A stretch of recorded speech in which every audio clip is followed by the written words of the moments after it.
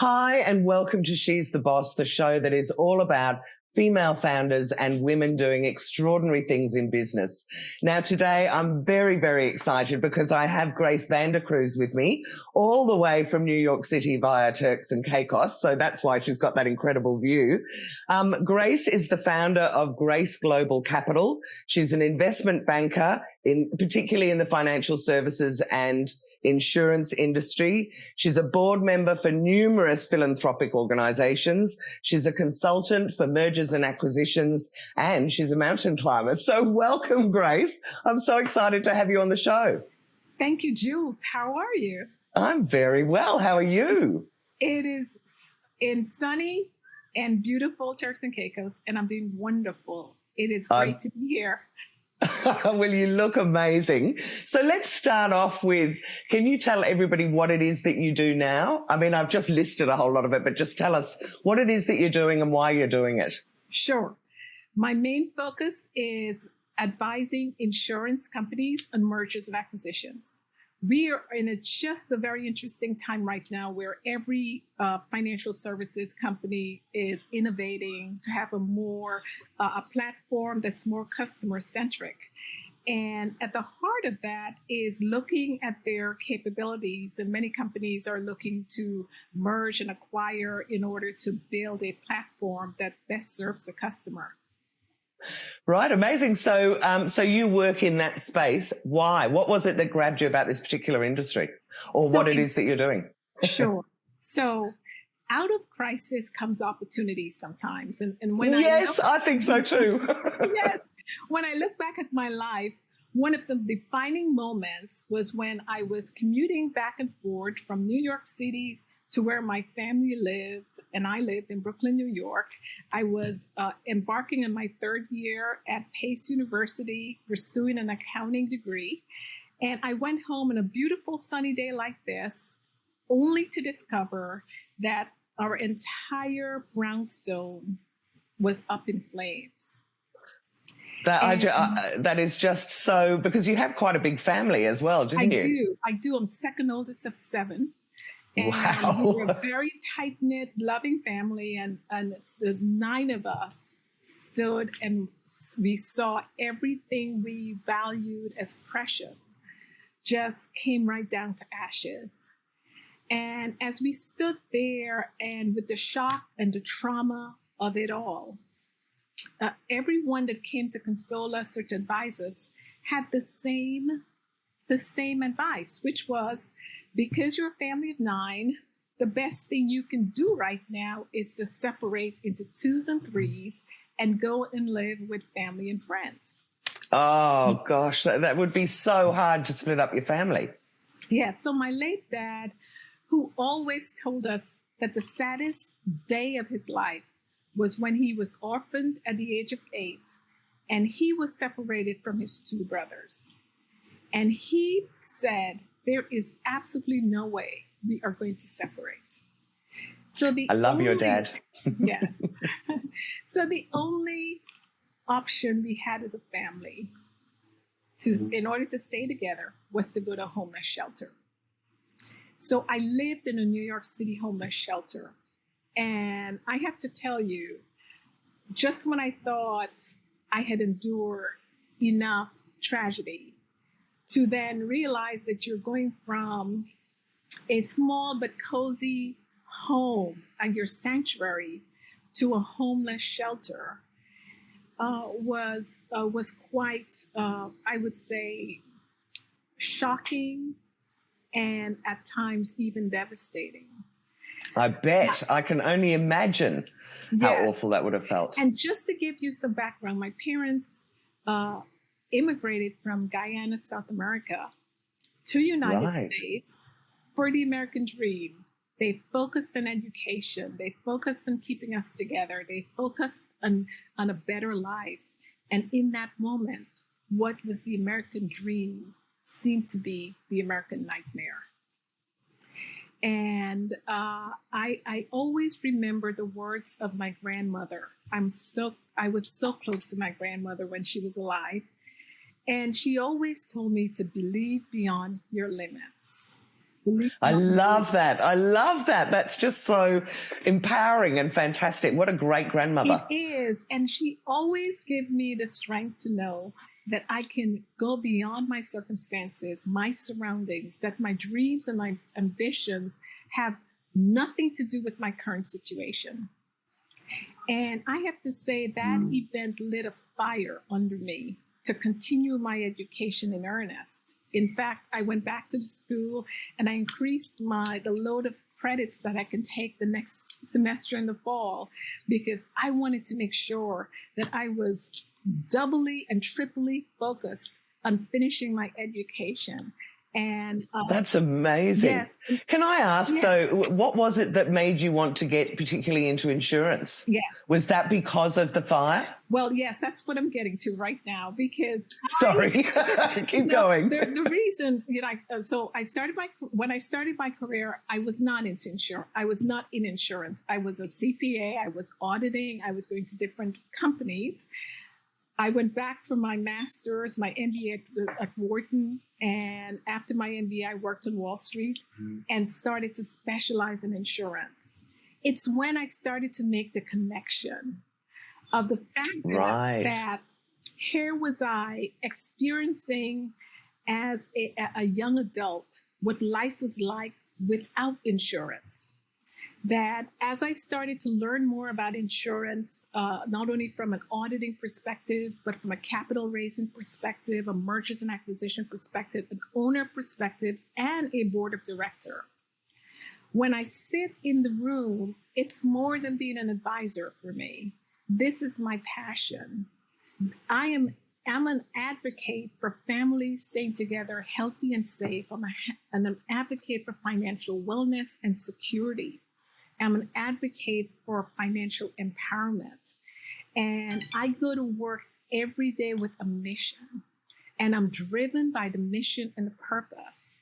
And I will declare right now my moonshot goal is to see 1 billion, with a B, 1 billion more people insured. I believe. Wow, what a great passion. So how are you going to do that? Right. I will do that through my own work as in financial literacy and financial education. Yeah. And I wrote a book this past summer, Homeless to Millionaire, 6 Pillars to Financial Abundance. And is that book out already, Grace? Because that sounds like a fantastic book. Yes, it is out. I'll have it for you in a second. It's out. It's on Amazon.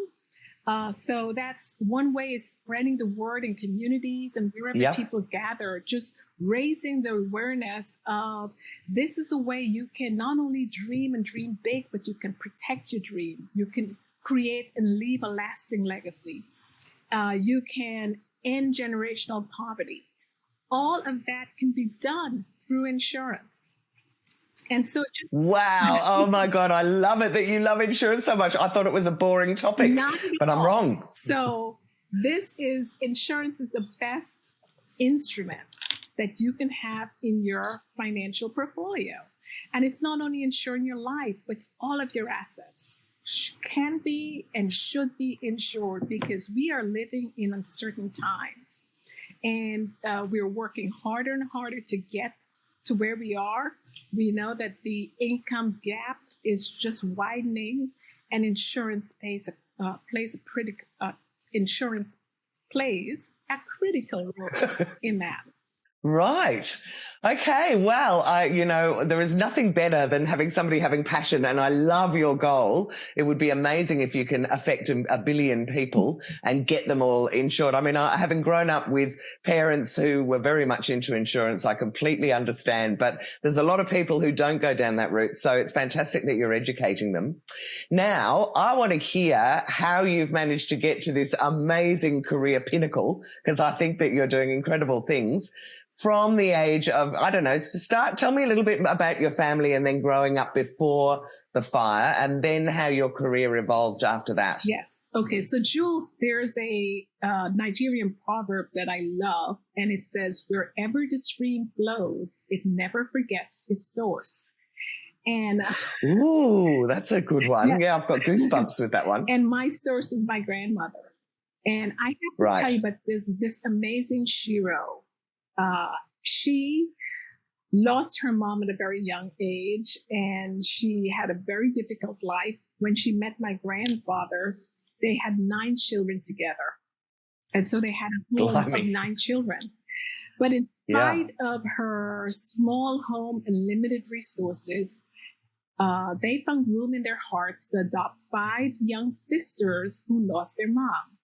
So therefore, my grandmother raised 14 children.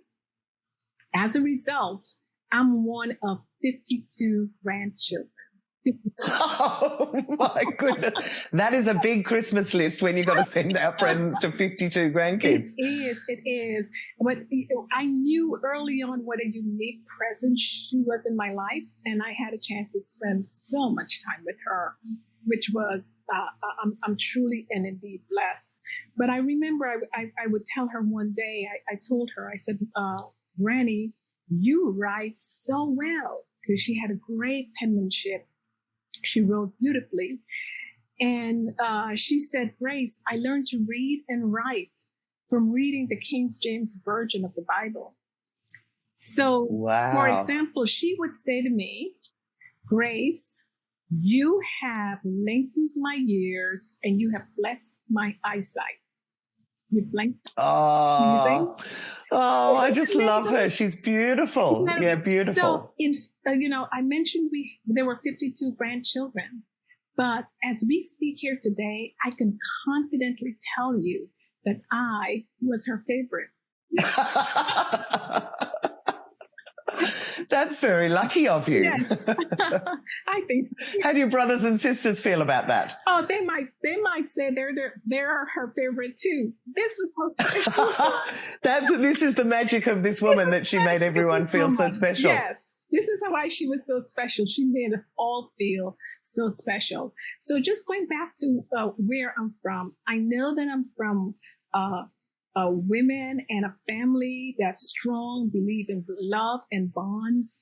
I know that my roots have strong a foundation in education, a strong tenacity of moving beyond your circumstances, moving beyond your goals. All of that shaped me, because I knew that, yes, my parents had limited resources, but as a child, if you were to ask me, I would tell you that I'm rich, because I felt so rich. I had so much love that surrounded me.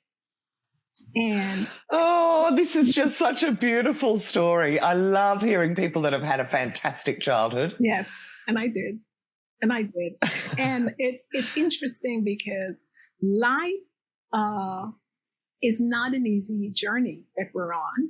It's definitely challenging. And particularly at the moment.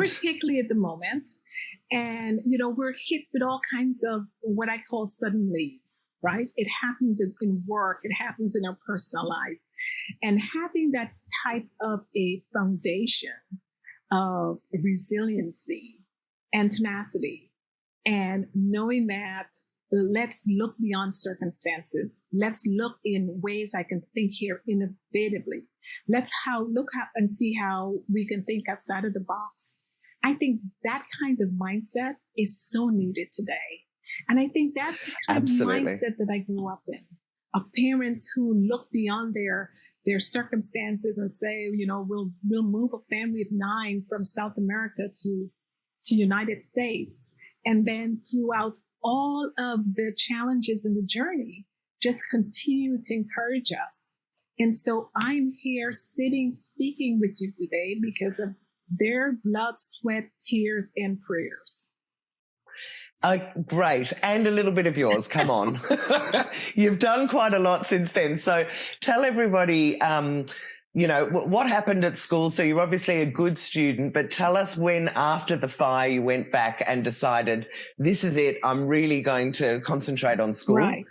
How did that all unfold, and where did you go from there? Because to end up on Wall Street as your first job is kind of a bit mind-blowing, really. And I bet that impressed your grandmother. Absolutely. So I was very fortunate in that when my first day of school in the United States, I was given an aptitude test. And at the end of the aptitude test, and the test took virtually all day. At the end of the day, a counselor came out and she said two things. She said, congratulations, you're now in the 10th grade. Now, I was 14 years old. You're in the 10th grade. And I said, okay, that's what I expected to be. That's where I wanted to be. And then she said, Can I ask, just from an Australian point of view, is that very young for the 10th grade over there? no, it's About right. This is just about right.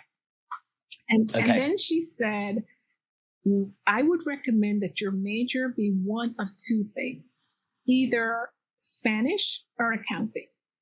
So I looked at her so puzzled. Number one, the entire aptitude test was in English.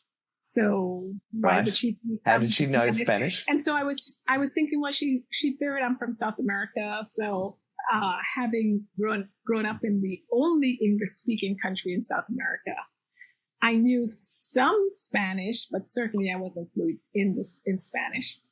And then, secondly, accounting was a foreign language to me. I did not know what accounting was. I think a lot of 14-year-olds wouldn't. In my 14-year-old mind, I pictured perhaps I might be a bank teller. And I said, well, working in a bank isn't that bad. So I'm always drawn to the complex, something that's difficult. What can I learn? It seems mysterious to me. It was intriguing. And I chose accounting. And I have to. Can I ask though, why did she say Spanish? Did you ask her? It's just is a strange thing for her to suggest. Ask, but I think she did. She said that because of my background background, South right? America. So accounting was sort of on your radar from that age. Yes. So when I did accounting, it was to me as easy as breathing. In my high school, it was just amazing. I love this. For every debit, there's we are so different. There's a trust balance, and everything balances. I'm like, this. I just picked that up very, very easily. And when I took a standardized Regents exam, I got a perfect score. And in my high school, that was a big deal. Now, just to give you a perspective, in my high school, the two most noted alumni are Larry King, who just passed away. Wow. And Al Sharpton. So quite a diverse. Sorry, Al Sharpton was just remind me, because I know that's a name I should know. Yes, Al Sharpton is now a civil rights activist. He has his own TV show. He's quite an advocate for Black Lives Matter and other inequities in the African American communities. Well, great. We love him. Well, what great precedents for you. So keep telling me. What school was that, by the way? This was Tilden High School. And the head of my accounting was also an adjunct professor at Pace University. He recommended Pace to me, and that's how I went to Pace University. And is Pace University a big one in America? It is in New York City. It's very well known. It is. It's right across from City Hall. It's very well. Wow! Right. Great. It's a great school.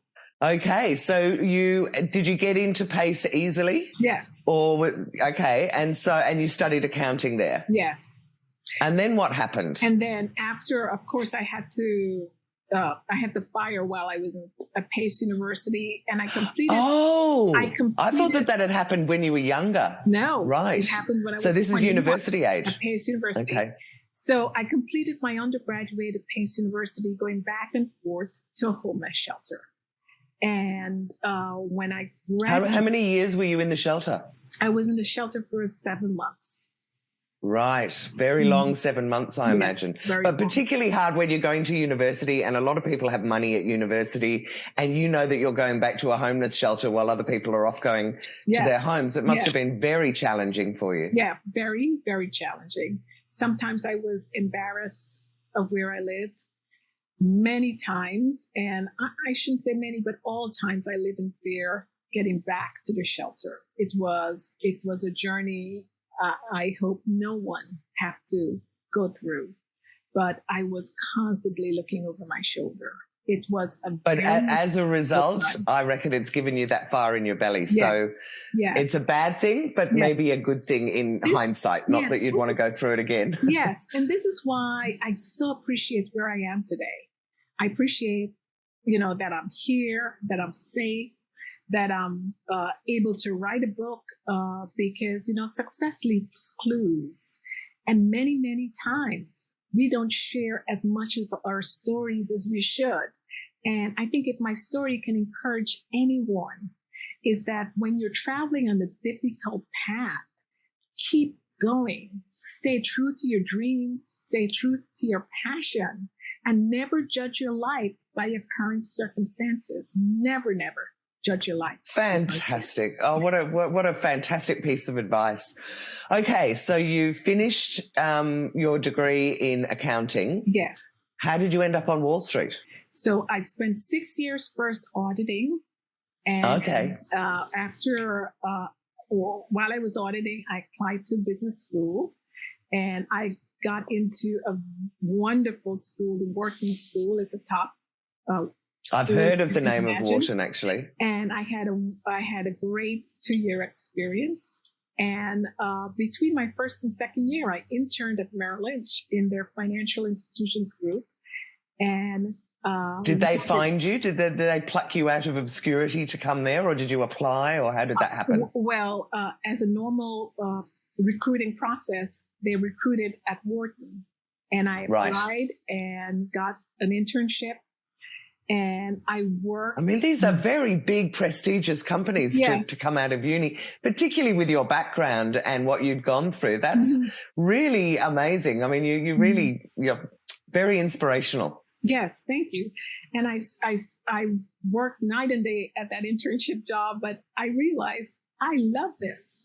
It was much more complex than finance is very complex. I love the working on models and seeing the impact of IPOs and capital markets. And it was so dynamic. I love it that you love it so much. You're just saying those things and I'm like, I couldn't bear it. But I love it that you love it so much. Yes. So it just resonated with me. I could use my accounting skills. I can use my people's skills, and communication skills. I can use my finance skills. It was so dynamic, and I enjoyed it, and continued to pursue that when I graduated from Wharton. Right, and so to come back to that question I keep asking, how did you end up on Wall Street? Because that's really a big name that everyone knows around the world. Yes, so that's exactly how I ended up on Wall Street. I went to the top business school. They recruited from the school. I applied. I got an internship.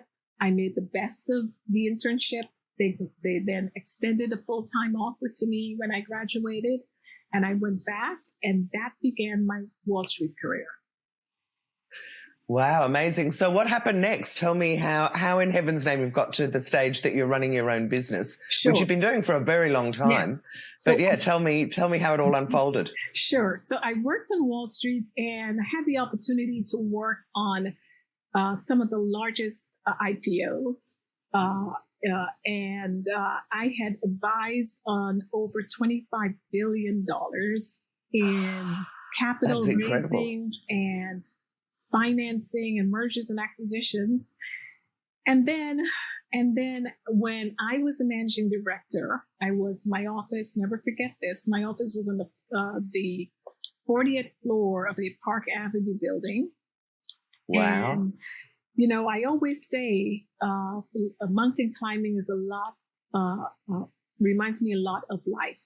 So in mountain climbing, you're just waiting to get to the summit, and you work so hard to get there, and you're there at the summit.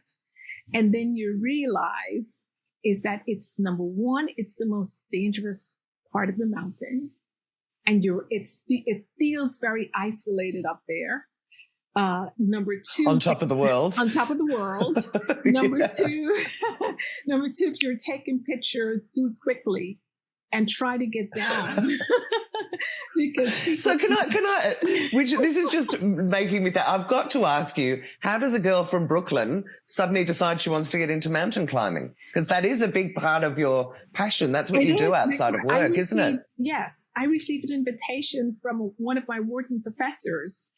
He had a vision of taking a diverse group of alumni on a leadership trek up a mountain. And he selected several places around the world. And the goal was to climb and trek during the day, and at night have a bonfire discussion on a relevant business issue. Oh, I love it. So you combine networking and learning, and you're in an amazing area. And he believes the best way to learn is to be outside of your comfort zone. He's right. So and he's so right. We're all outside of our comfort zone. And my first trip with him was in 2004 Right. to Bhutan. We went to Bhutan. Wow, what's the mountain in Bhutan that's was the attraction? So Bhutan has several mountain ranges. Right. It's nestled between Nepal and China. And you can see Everest and K2 from Bhutan. And our goal was to climb to 20,000 feet, 8 days up and 6 days down. Wow. And we got to our 7th day, and there were 28 of us on this particular trip. We got to our 7th day, and we were at 17,500 feet when one person got very ill.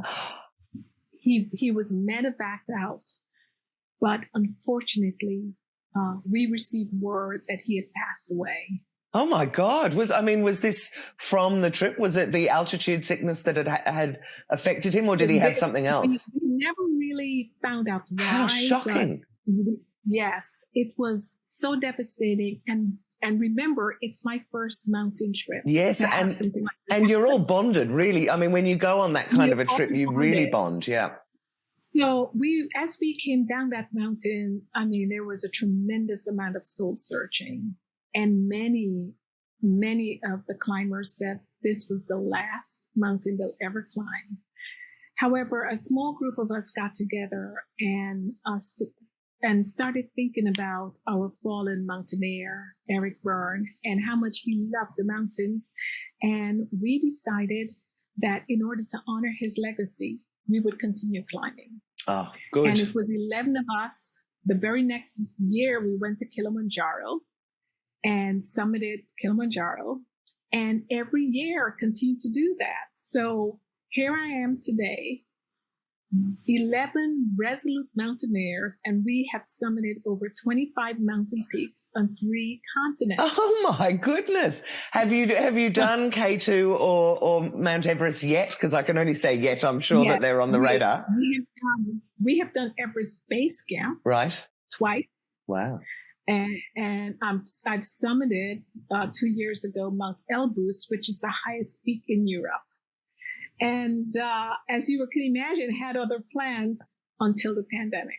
Yes, yes. So there are more mountains, as they say, to scale and climb. There are more mountains to climb, literally and figuratively. Wow. So going back, I was going to say, let's go back. Let's go back. Yep. After my career in Wall Street. I was a managing director for a major bank and was highly, highly successful. And my small unit was sold 4 times in 3 years. Oof. So you talk about change, and you talk about uncertainty, and you talk about, difficulties in navigating a path at work where I have to stay focused on clients while all that is going on. And I did. But those were 4 distinct times that I had a choice of saying, what should I do next? And then it became very clear to me after the 4th sale. 4 sales in 4 years, that's just mad, isn't it? Yes, that my next was actually advising clients. One day, I picked up the phone and I called all of my key clients and I said, I am thinking of going out on my own. I'm thinking of establishing my own financial services advisory boutique. Would you support me? And Jules, 100% of them said, yes, absolutely, yes. You know what, Grace? I'm not surprised at all. If you were my banker, I'd be going with you too. I mean, they're not stupid, you know.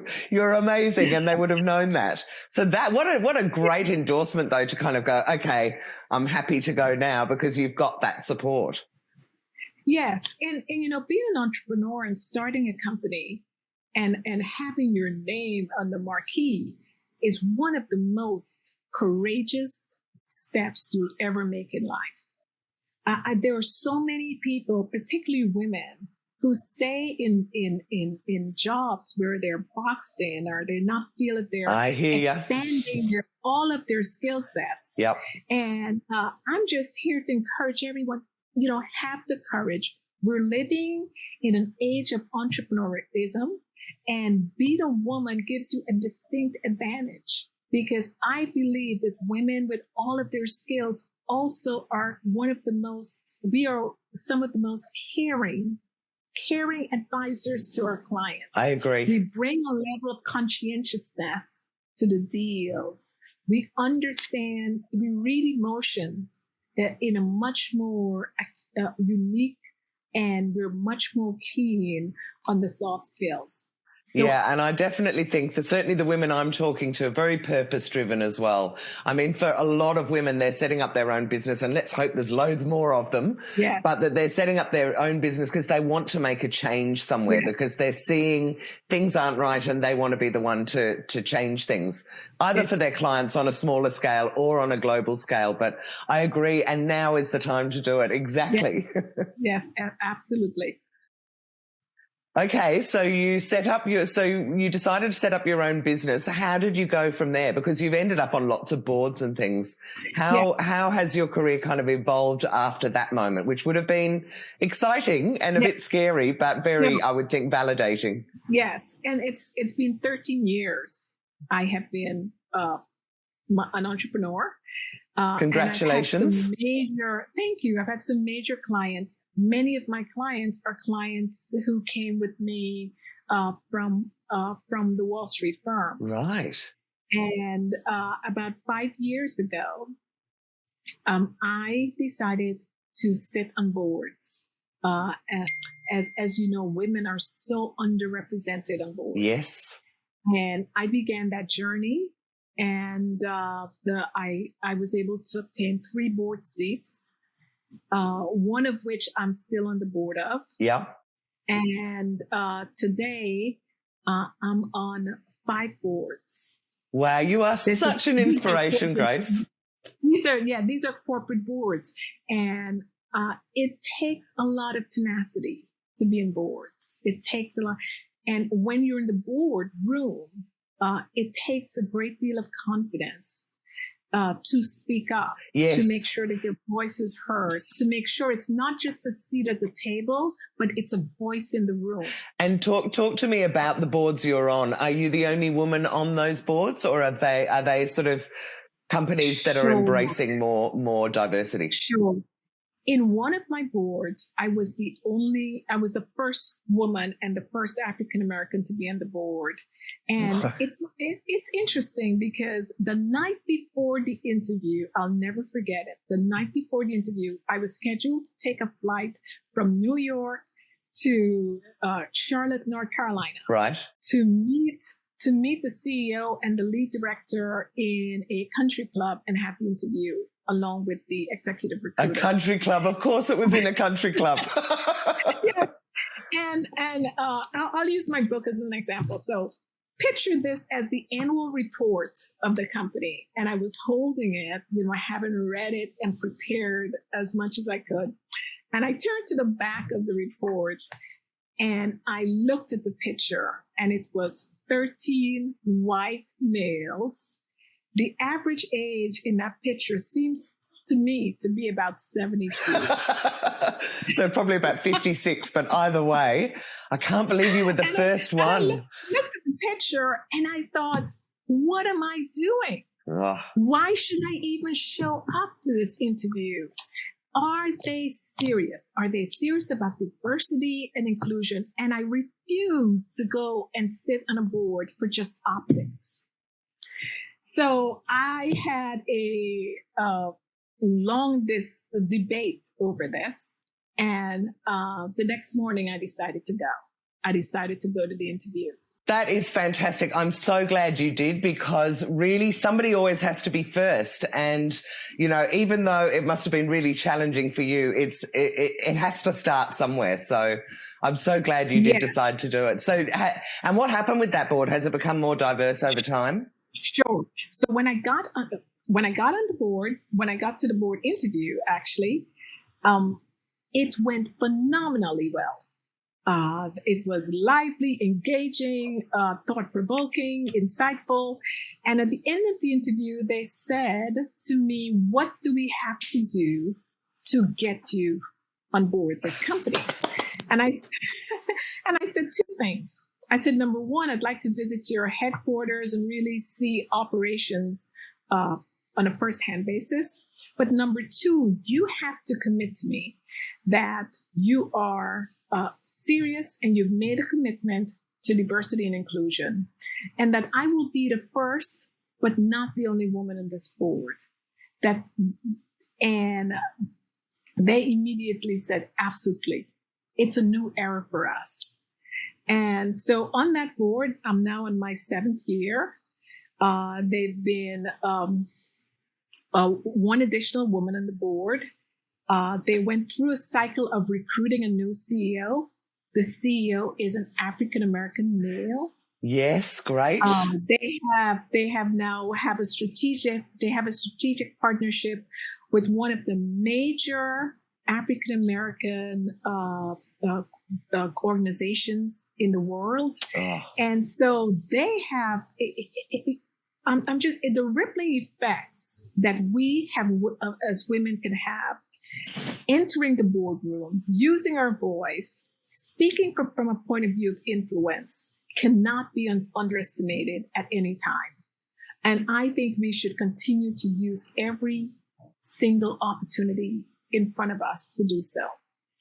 I couldn't agree more. Wow. What a really powerful thing to say, and a great story, because, that really, I think more than anything, illustrates why it's important that women get onto boards, because the guys, without us guiding them, don't really know where to start in a lot of cases. And, if it's been 100 years of white Anglo-Saxon men running an organization, it's really hard for them to make that change, and good on them for making that change with you and starting with you, and then for the effect that you've had on the board since then.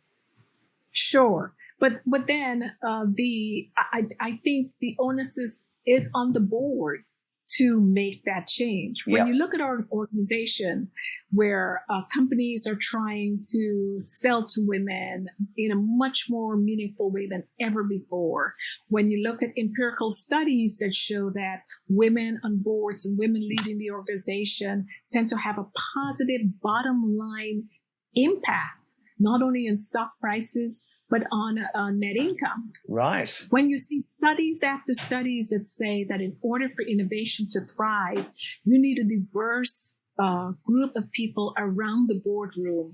Gender is just one diversity, but the most powerful diversity is diversity of thought. And that's where women come in such an impactful way of bringing in the expertise, skill sets, and insights that we have that can really apply and have and lead with excellency on boards. Grace, you are really the most incredible woman. I'm so glad you agreed to do this interview. Now, we haven't got very much time left, but let me just ask one question, because I'm speaking with a lot of women in business, and one of the things that I like to talk about is resilience, and the fact that sometimes a challenge can happen, like for you with the fire, that you can look back in hindsight and go, that even though it was bad, it was kind of good, because it gave me backbone, or it put a fire in my belly. In terms of running your own business, it is rarely a smooth and simple kind of process that just kind of, trundles along and it's all easy. Can you tell me, has there been a challenge in your own business at any stage where you thought, oh my God, this is a disaster, and yet you can look back now and say, I'm so glad it happened? Well, first of all, thank you for that question. But I think my answer is going to be very, very unique for you. Good. Because ever since I started my business, it's been sort of the upward trajectory that I've seen. No wiggly line. Let me explain a bit more about that. It's I started my business in the midst of the last financial crisis. And the crisis came and everyone said to me, oh my gosh, you must have seen the crisis coming in order to start your business. And I didn't. It just happened to be that way. But in the midst of the crisis, I was calling more on clients that were neglected by the bigger banks. And that went a long way to build relationships. My crisis in my business didn't necessarily occur in my business. It occurred in my personal life. About 8 years ago, I went through a divorce, and it was devastating. It was devastating. Yep. It was one of those divorces where I took 18 months out of my business to take care of someone who was literally dying at the time, and nurse them back to health. And that happened, and I'm thinking, oh goodness, the worst is over. And then I had to go through an enormous betrayal.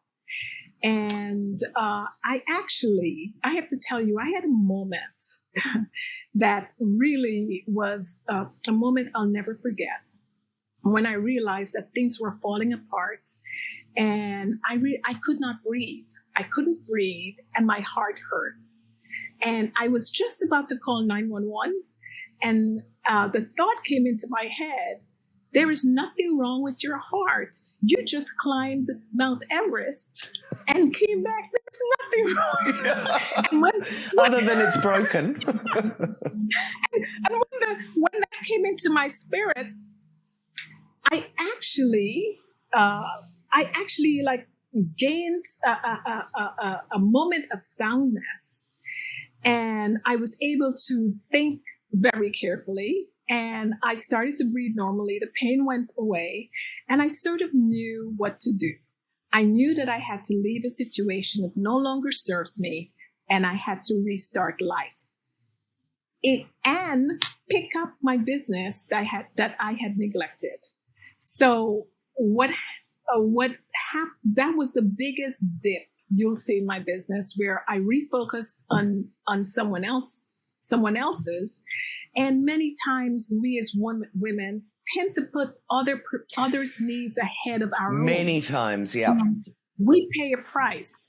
And as I began to emerge out of that, I really learned to, number one, forgive myself for doing that. But also I began to really appreciate, I took an inventory of what I have. And the one thing I knew that I have was Grace Global Capital. That company had grown, sort of like it had a momentum by itself. Yeah. And so coming out of that divorce, I was able to call my clients and said, look, I'm no longer married. I had relocated back to New York. And I said, I am now able to focus on you 100%. And I am refocused and building this company. And I tell you, it's the best thing I've ever done. I can look at my company. My company is Grace pre-divorce and Grace post-divorce and in emancipation. I know. I mean, I don't want to say that divorce is great and very freeing, but I had a very similar experience trying to run my business and for a while you're just so emotional. It's really, really hard to focus on it. But yeah, I mean, the freedom it gives you to kind of just follow your own path and do what you want to do is fantastic. And I'm so glad that your clients all embraced you and said, thank goodness you're back, and off you went. Yes. And off I went. Yes. So yes, in every crisis, there's so many opportunities. And sometimes if we're too focused on the crisis, we miss the opportunity. We miss the lessons coming out of it. And there is a vibrance in my spirit that emerged out of that, because now I understand and I appreciate what I can bring to the world what I can give to a situation, what I bring to a boardroom in a way that I had not really fully embraced before. Amazing. You honestly are an incredible woman. I'm so glad that you agreed to do this interview, and I'm thrilled to have heard your story. Really, I mean, I do clips of these shows. There's about 30 that I can think coming out of this, so I can't wait to share it. Grace, if anyone wanted to get hold of you or wanted to find out more about you, whether they're in Australia or America, what's the best way to get hold of you? Or find out more? The best way is my website. My website has a contact information, and it's Grace Global Capital, all one word, graceglobalcapital.com. Fantastic. Well, thank you so much for being my guest. I can't wait to share this story, as I said, and I'll look forward to seeing you in the media and on loads more boards over the next few years, because I can feel it's coming. Absolutely. And you continue to live your life with passion. Continue to encourage other women. And I just want to say it's been a pleasure. Thank you so much. Show. Such an empowering show. Now, for anyone who's watched this and enjoyed it, please will you like, comment, subscribe to the channel would be really good. And if you want more information about She's the Boss, go to she'stheboss.com.au. You'll see we do weekly lunches for female founders, and we've got all sorts of other initiatives that we would love to have you join us for. So thank you very much for joining us today, and let's hope you watch the next episode as well.